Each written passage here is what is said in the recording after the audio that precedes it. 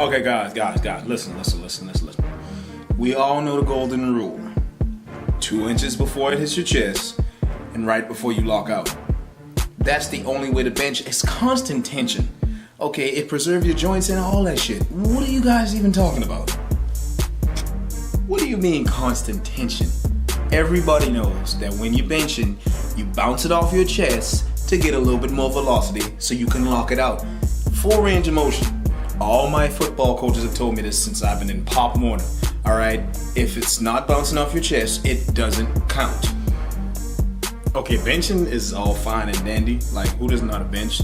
But the front squat though, like, anybody knows that when you front squat, you put it on your shoulders and you cross your arms like this to prevent it from falling. I don't understand why we can't just agree on this thing. Like, dude, what are you talking about? Everyone knows in CrossFit, when you front squat, you have to bend your arms back like this. Dude, it's the only way to do it. It's the safest way to do it and the best way. You bend your arms back, you build your elbows up, you just bend your arm like that. What's the problem? What are you guys even talking about? Guys. Why can't we all just agree to disagree?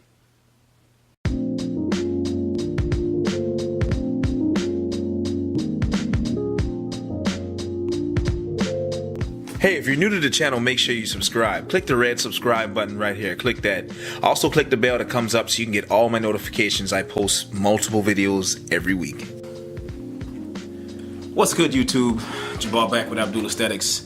And today we're going to talk about agreeing to disagree when it comes to fitness and all types of fitness, whether it be powerlifting, bodybuilding, CrossFit, any of that shit. Because I was at the gym today and a good friend of mine named Mike, he was commenting on one of my videos, more specifically my how to front squat video.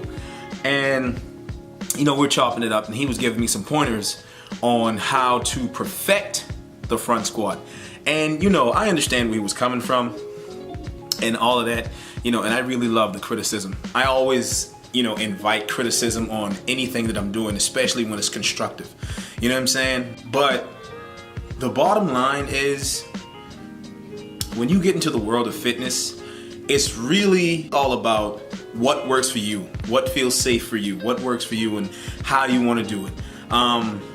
Because if you were to pit 4 people in the same room, if you were to put a weightlifter, a bodybuilder, a CrossFitter, and a powerlifter, if you were to put 4 people, those 4 people in a room and ask them one question: how do you bench press? You're gonna get 4 different answers.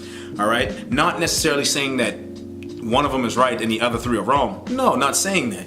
But it's just what you want to do and how you want to approach a certain movement. Like, take me for example. I'm not one-dimensional at all. I used to be one-dimensional. I used to only train strictly like a bodybuilder. I used to not do conditioning work. I used to not front squat. I used to not do, you know, anything that has to do with CrossFit, powerlifting, or just strictly weightlifting. Because there is a distinct difference between the 4. But now I'm all over the place. Like, I train chest.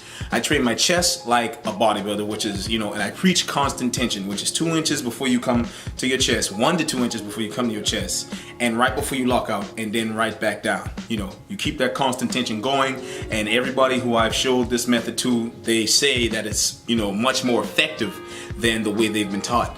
I don't know why, it's just the way it is. So I train chest like a bodybuilder. I train back like a powerlifter. You know, I do a lot of deadlifts. Excuse me, I do a lot of pull-ups, weighted pull-ups, and things like that.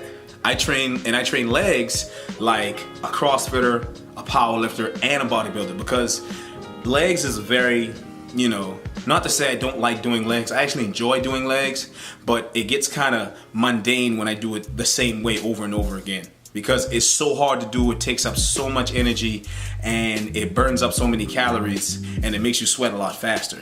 So one day I might want to squat like a bodybuilder. One day I might want to, you know, squat like a powerlifter, or one day I might want to do conditioning work somewhere along the lines of CrossFitting. You know what I'm saying? What I'm trying to say, and what this boils down to, is it's really all about how you want to do it. You know, if it's safe, if it protects your joints, and if it feels natural, go for it. You know, like with the deadlift, some people can do alternating grip, and some people can do double overhand. And you know, there are rare cases where people can do double underhand. I don't know why you would do that, but they do, you know?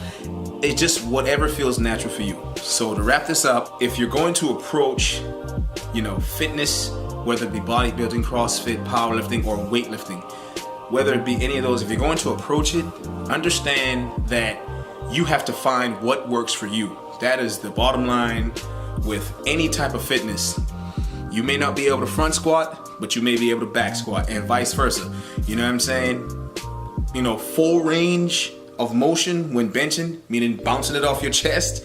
I don't know why you would do that, but bouncing it off your chest and fully extending out. You see, you fully extend your arm versus stopping at a slight angle and coming back down. That may feel better for you than constant tension. It's all about how you want to do it. But you know, with that being said, hope you enjoyed the video. Leave a like if you did. Like, share, comment, subscribe, and until next time, deuce. Double deuce.